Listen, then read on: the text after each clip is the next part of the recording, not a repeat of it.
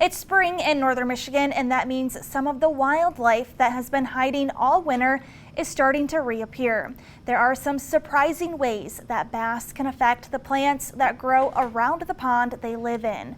Colter Stewart puts his scuba gear on and takes us underwater to learn more about this connection in a segment called The Wild Where You Are. In nature, things are often connected in surprising ways. According to the book Still Waters, bass affect how much fruit grow on the plants around the ponds they live in. In order to learn more about this, I talked to the author Kurt Stanger.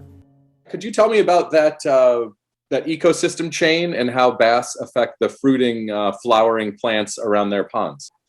There are really close ecological links between the world of a pond and the world of a forest or a meadow around it that we don't often notice unless we watch carefully.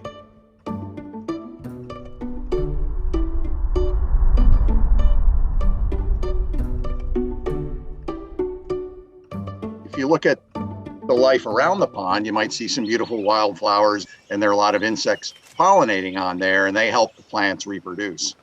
But you might also notice if you sit there for a while that dragonflies and maybe even damselflies will sort of helicopter around the rim of the pond, and they're hunting among the flowers to catch some of those insects that are pollinating the flowers. Dragonflies are almost perfect aerial predators. When they decide to kill, they have a nearly 95% success rate. That makes them one of the most effective predators on Earth. Large numbers of dragonflies keep the number of pollinating insects low. When the plants around ponds are not being pollinated, they don't produce fruit, and without fruit, they can't reproduce to start the next generation. So with more dragonflies, you have fewer fruiting plants. So what's this got to do with a pond? Well, it turns out what we think of as dragonflies are actually just the final life stage of an animal that spends most of their life underwater inside the pond. So their real story is in there.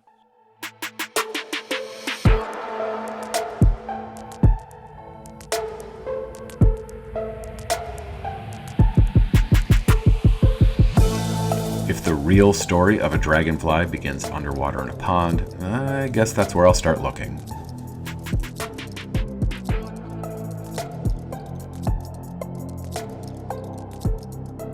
A bass can eat a third of its body weight every day, and that is a lot of dragonfly nymphs.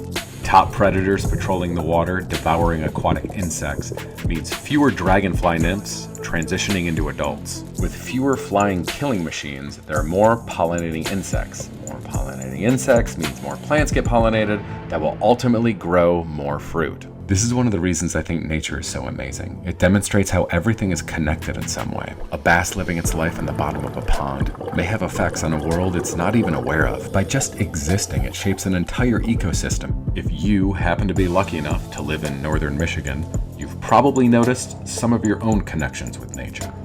And it reminds us that we're all connected on this giant organism we call Earth. For 9 in 10 News, I'm Colter Stewart.